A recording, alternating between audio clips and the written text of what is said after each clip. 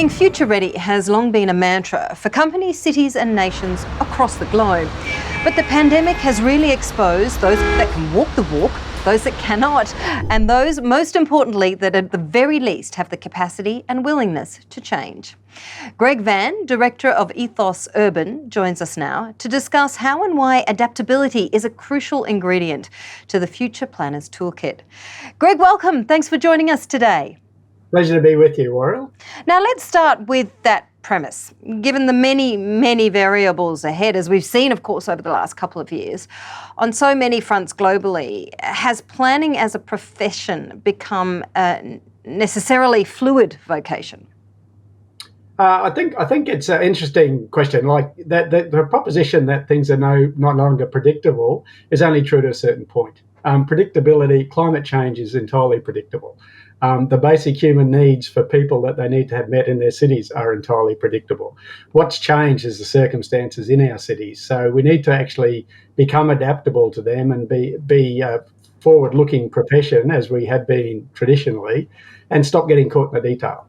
So when you look at what happened with COVID-19 and the pandemic, how much did that change the way that planners are actually doing their job now? Because, you know, we've had so many trends that have moved over the last couple of years, and it really is a different process when it comes to planning. But how much has that changed the way that you and your cohort, your profession, does their job, essentially? Yeah, I mean, it's obviously had some fundamental impacts. I mean, we know that it has really lit a torch under our regional cities, people wanting to move out of the big cities.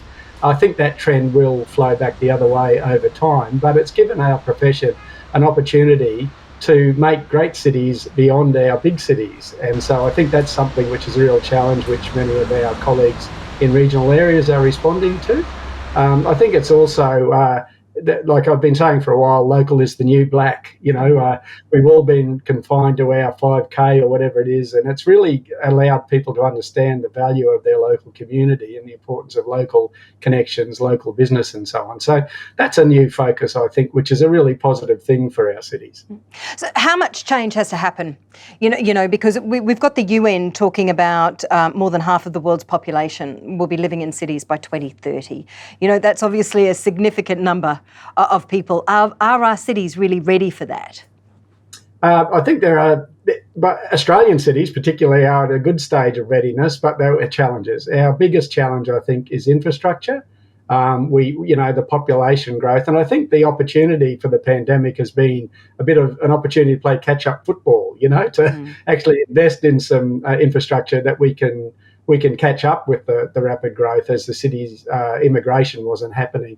But I think the other big challenge that we've got, and the pandemic has really showed this up, is we've done a pretty good job in Australian cities and many Western cities about making our city centres and our inner cities great places to live. They've been recolonised and become very exclusive, which is a separate issue.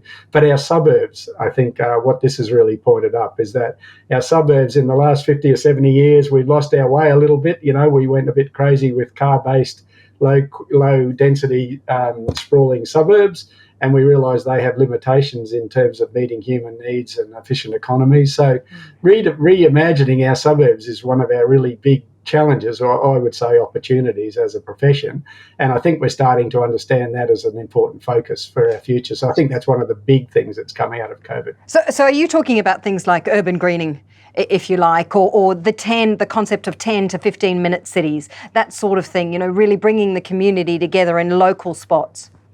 Exactly. Yep. Urban greening is crucial. You know, that's why I said at the beginning, some of the things are entirely predictable. What makes us happy as a species are human connections, a sense of purpose. You know, we're doing something we're contributing to that's bigger than ourselves.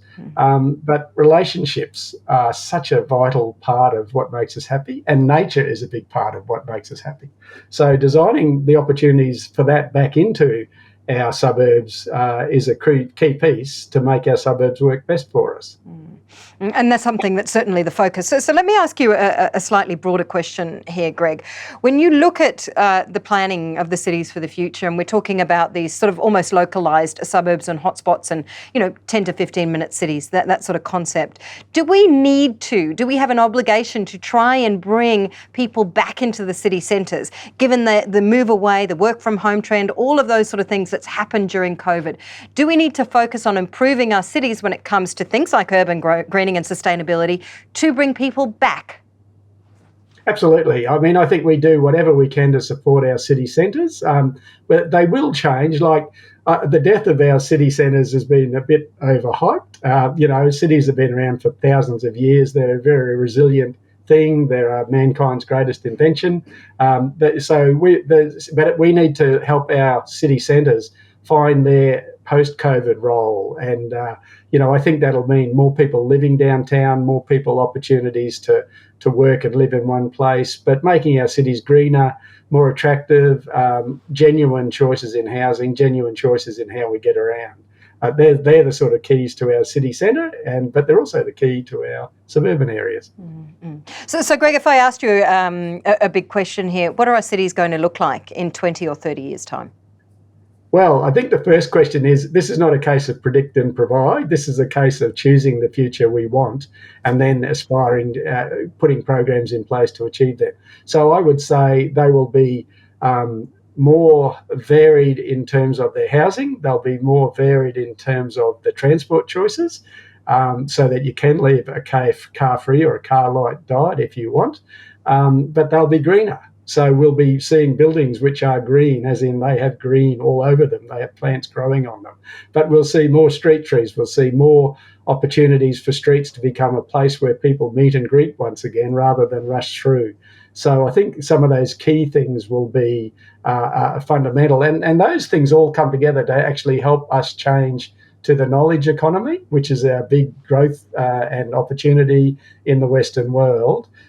We've learnt the limits of globalisation through the pandemic. That's another big change, is that we realise that we have to make more things locally, that we have to be more self-sufficient. And that's a good thing too. So we'll see some changes in manufacturing. Industry's had a major boom for that very reason. So I think that cities will be greener. They'll be more mixed in their densities and housing. There'll be more choices in transport. And those things will really serve us well as a species to make them great places to live. Absolutely. All right, Greg, it's been such a pleasure to have you with us here today. Thank you so much for joining us. It's been a great pleasure. Thanks for the opportunity, Warrior. Greg VANN with us there, Director of Ethos Urban.